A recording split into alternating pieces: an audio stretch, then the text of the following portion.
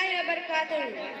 الحمد لله رب العالمين والصلاة والسلام على خاتم الأنبياء والمرسلين وعلى آله وصحبه أجمعين ومن تبعهم بإحسان إلى يوم الدين.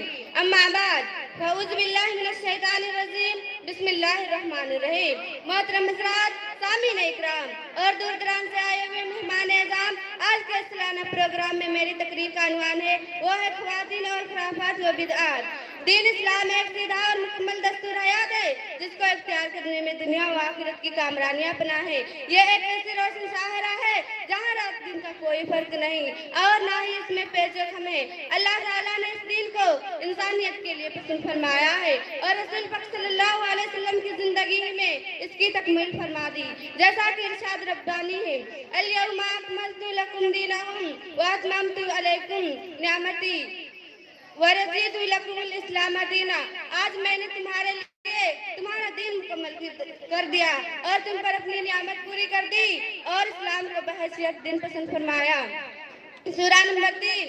محترم سامعات، صحابہ اکرام رضوان اللہ علیہم اجمعین نے کتاب و سنت کو جان سے لگائے رکھا. ان کے معاشرے میں کتاب و سنت کو قیادی بحیثیت حاصل رہی اور اس سے شاہراہ پر گامزن رہ کر دنیا و آخرت کی کامرانیوں سے ہمکنار ہوئے. محترم سامعات، لیکن جو زمانہ گزرتا گیا کتاب و سنت کی پکڑ ڈھیلی ہوتی گئی اور بدعات و خرافات نے ہر شعبہ میں اپنے پیر جمانے شروع کر دیے اور اس وقت پورا دین کو اپنی لپیٹ میں لے رکھا ہے.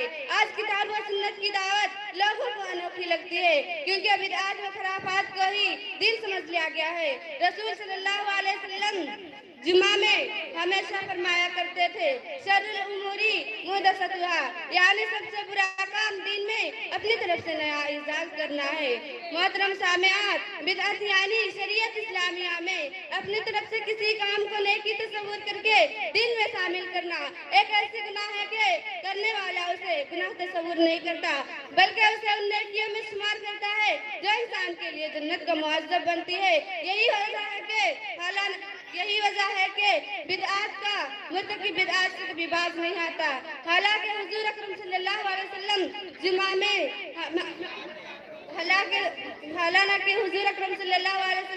جمعہ خطبہ میں ہمیشہ فرمایا کرتے تھے، شر الاموری محدثاتها، یعنی سب سے برا کام وہ ہے جو اپنی طرف سے نیا ایجاد کرنا ہے. چونکہ ہمارے ملک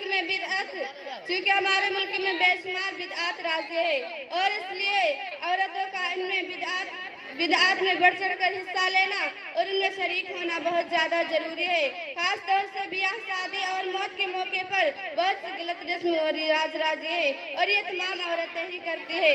جہاں ذکر حبیب ہوتا ہے وہاں خدا بھی قریب ہوتا ہے، جہاں ذکر حبیب ہوتا ہے وہاں خدا بھی قریب ہوتا ہے اور ایسی